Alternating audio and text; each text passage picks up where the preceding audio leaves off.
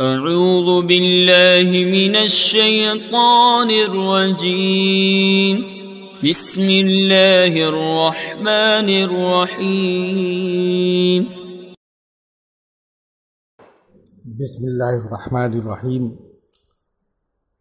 میں محمد خورشید انور نظامی، استاذ دارالعلوم غریب نواز، مرزا غالب روڈ، الہ آباد، میں فن ادب کی مشہور و معروف اور معیاری کتاب دیوان متنبی کا درس دینے جا رہا ہوں۔ جماعت سادسہ کے طلباء بغور سماعت فرمائیں۔ شعر ملاحظہ فرمائیے۔ وَفَتَّانَتَ الْعَيْنَيْنِ قَطَّالَتَ الْهَوَى إِذَا نَفَحَتْ شَيْخًا رَوَائِحُهَا شَبًّا۔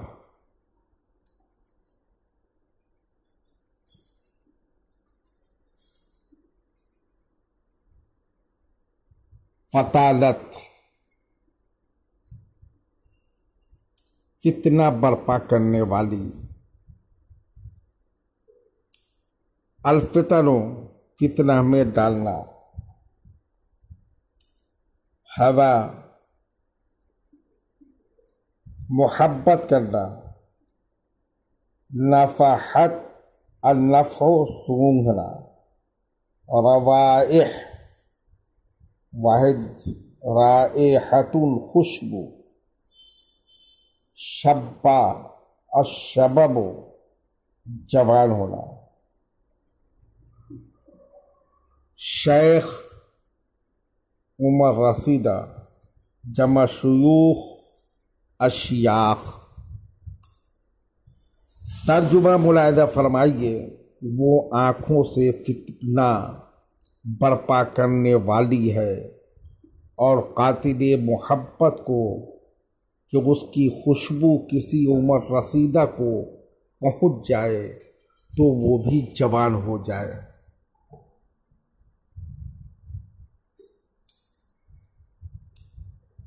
یعنی دیار محبوب میں پہنچ کر آنکھوں سے فتنہ جگانے والی، عشق و محبت کی دنیا میں قتل و غارت گری مچانے والی محبوبہ بھی یاد آئی، جس کے شباب کا یہ عالم تھا کہ اگر کسی بوڑھے کو بھی اس کے بدن کی خوشبو پہنچ جائے تو اس کے جذبات جاگ جائیں اور وہ جوان ہو جائے۔ شعر ملاحظہ فرمائیے۔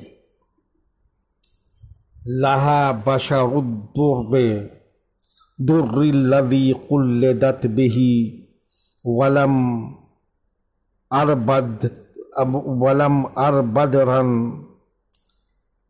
ارى بدرا قبلها قلدت شہبا۔ لغوی تجزیہ۔ بشر، چہرہ۔ بشرا، واحد، بشرتن۔ الدرر، موتی۔ دررن، قلدت، تقلید، ہار پہنانا، قلادہ ڈالنا۔ الشہبہ، واحد، شہاب، ستارہ۔ بدر، ماہ کامل، جمع بدور۔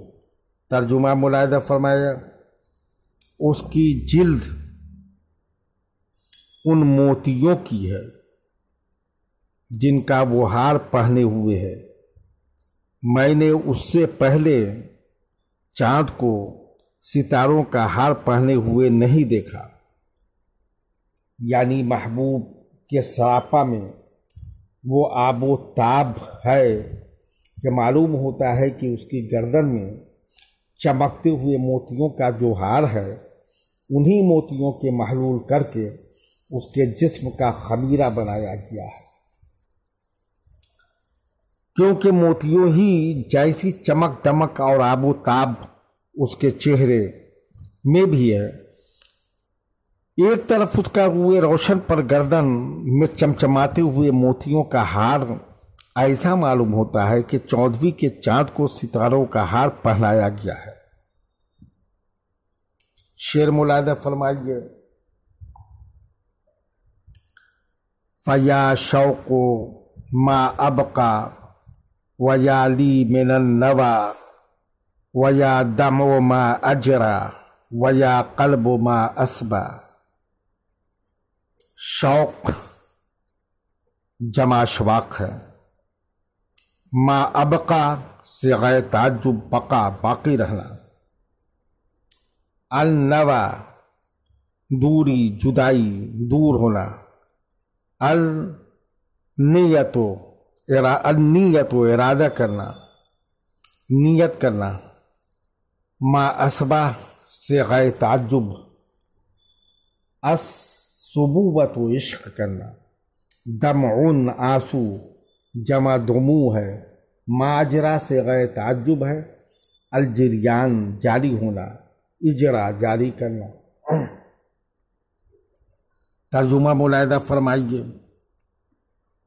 اے شوق، تو کتنا باقی رہنے والا ہے، ہائے میرے فراق۔ اے آنسو، تو کتنا بہنے والا ہے، اے دل تو کتنا دیوانہ ہے۔ یعنی ایک طرف صدمہ فراق کی مصیبتیں ہیں، دوسری طرف شوق ملاقات کی تڑپ ہیں۔ آنکھوں سے اشکوں کی مسلسل روانی اور دل کی دیوانگی زندگی کی یہی صبح و شام ہے۔ شعر ملاحظہ فرمائیے۔ وقد لعب البین المشت بها وبی وزودنی فی السیر ما زود الزبا۔ لعب، اللعب کھیلنا، البین جدائی، البینونت جدا کرنا۔ المشت اشتات ٹکڑے کو ٹکڑے کرنا، جدا جدا کرنا۔ زودو التزوید توشہ دینا، الزادو توشہ لینا، زاد سفر لینا، سفر کرنا، چلنا، سیر کرنا۔ زبا سوس مار، جمع ازبن زبان، زبابو مزبتن۔ ترجمہ ملاحظہ فرمائیے۔ میرے اور اس کے درمیان علیحدہ کر دینے والی جدائی کھیل کر گئی۔ مجھے زندگی کے سفر میں وہی زاد سفر ملا جو سوسمار کو ملا ہے۔ یعنی جس طرح سوسمار یعنی گوہ کو جب اپنے بل سے نکلتی ہے تو لوٹ کر دوبارہ اس پہ پہنچ نہیں پاتی، اسی طرح میں بھی جب سے محبوب سے جدا ہوا پھر دوبارہ وہ سنہرا زمانہ لوٹ کر نہیں آیا اور فراق کے بعد وصال کی منزل میں نہ پہنچ سکا۔ شعر ملاحظہ فرمائیے۔ وَمَن تَكُنِ الْأُسْدُ أُسْدُ الزَّوَارِ جُدُودَهُ يَكُنْ لَيْلُهُ صُبْحًا وَمَطْعَمُهُ غَصْبًا۔ زیاریۃ الاسد شیر، جمع آساد، اسودن اسدن اسودن۔ الزواری زاریۃ الشکاری، دری شکار کا عادی ہونا۔ جدود واحد، جد دادا۔ لیل رات، جمع لیالی۔ مطعم مطعم کھانا، الطعم کھانا چکھنا۔ غصبا مزہ چھیننا، جھپٹ لینا۔ ترجمہ ملاحظہ فرمائیے۔ اور وہ شخص جس کے آباء و اجداد شکاری شیر تھے، اس کی رات صبح ہوتی ہے اور اس کا کھانا زبردستی حاصل کیا ہوا ہے۔ یعنی ممدوح کے آباء و اجداد گویا وہ شکاری شیر تھے جو اپنا ہی شکار کھاتے ہیں، کسی کے جھوٹے کو منہ نہیں لگاتے۔ ممدوح بھی انہی شکاری شیروں کی اولاد ہے اور وہی عادت و خصائل ہیں، اس لیے اس کی رات کی مصروفیتیں اسی طرح کی ہیں جیسی لوگوں کی صبح کو ہوتی ہے۔ اس کی خوراک وہی ہے جو اس نے قوت بازو سے حاصل کی ہو۔ شعر ملاحظہ فرمائیے، وَلَسْتُ أُبَالِي بَعْدَ إِدْرَاكِ الْعُلَا أَكَانَتْ غَاصًا مَا تَنَاوَلَتْ أَمْ كَسْبًا۔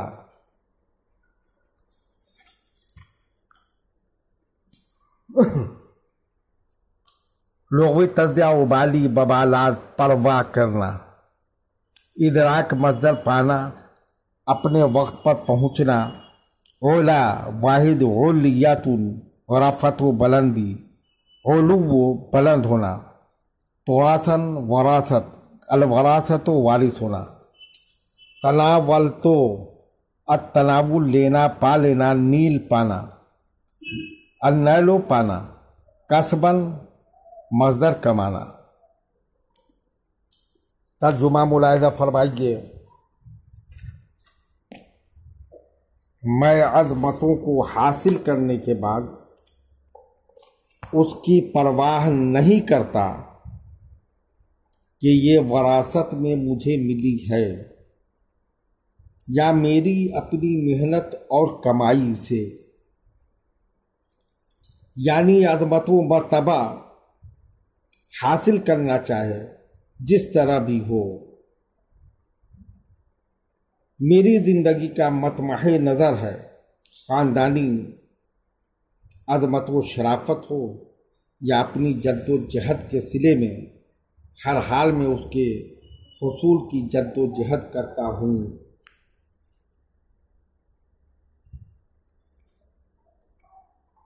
شعر ملاحظہ فرمائیے،